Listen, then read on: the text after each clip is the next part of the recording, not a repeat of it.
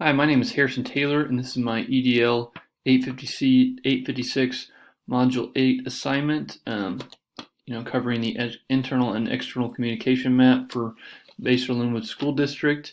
I ended up using the Creatorly plugin on my computer. It seemed to work pretty good. I did have a little bit of difficulty as far as directing the arrows where I wanted to go, connecting the players in the communication and the forms that they use. But I think it turned out pretty well overall. Okay. Um, as far as two publics, first, the internal communication used, I identified four different groups that are really communicating internally: the administration, building leaders, classified staff in the school, basically everybody not that who isn't a teacher who works in the school, the teachers, and then also the students. I thought those were the four major groups that are internally communicating within the schools in the district. Um, and then with that, the form of communications that I highlighted were audible announcements through the school, email communication, posters and visible things, and we have TVs as well.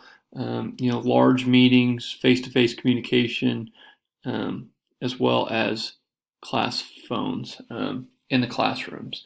And some of these forms are used by certain of these groups more than others, and some of it is kind of back and forth communication. Some of it's all kind of one way.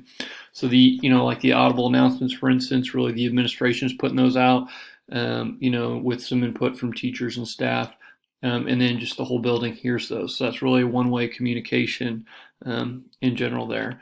And then also posters, they have to all be approved by administration, but students, staff, and teachers can all create posters and give input on those types of things. It has to be approved, and then those messages would kind of go out one way as well. As far as email communication, all these groups can use email. We don't limit email at all in that regard, and that can be a back and forth two-way communication depending on how it's used for sure. And we have large meetings. Those are typically put on by teachers, administration, or even staff. And then different groups can be in those meetings. It can be a student meeting, it can be a student entire school body meeting, can be just for teachers or staff.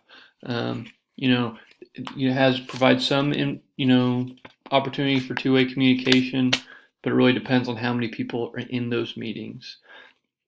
Also class phones, that would be, students would be kind of left off of that, but teachers and administration and school support staff could communicate that way. And then also face-to-face communication, all these groups can do that. Very important form of communication, obviously two-way communication there. And I think a lot of these groups would prefer that when possible, for sure. Okay, and then, yeah, so a lot of one-way communication in the building, but some for sure two-way communication. A lot of communication taking place internally for sure. Okay. The external communication, a lot bigger groups, a lot wider reaching for sure. But for the groups I evaluate here with parents, diverse community members, businesses and external partners, and then churches as well. And some of these groups have a lot of things in common. And so there's different ways that communication takes place. So social media, that can be two-way communication. A lot of times it is. There's some back and forth, but a lot of it will be one way as well, with people taking in the information, but not a lot of back and forth. Word of mouth and communication face to face. A lot of communication happens that way externally, and schools use that as well to get their messages outside. And that would definitely be two-way communication for sure. Email, all these groups can use email. I think it would be less prevalent at this level, but it kind of depends on the formality of the situation. But that's two-way communication for sure. The district website is going to be a lot more of one-way communication. The district putting its information out and giving announcements and things for the community to see. But the website does have ways to communicate with the school, reach out to the school, but it is more one way. And then also the school has showcases, kind of like conferences, open house. They may have students presenting. Those are all ways that a district can communicate with the message and the vision, what's going on with those outside. Would definitely be more of a one-way communication for sure. So definitely a lot of communication going on here. Some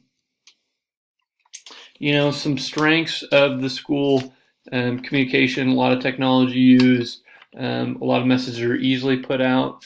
And I think, a definite weakness off of that would be sometimes there's so much volume of information, volume of communication, that I think it gets kind of glossed over, and a lot of people, aren't really seeing the messages because there's such a large volume and it's so easy to communicate. So definitely some different avenues that are used, and a lot of communication taking place for sure.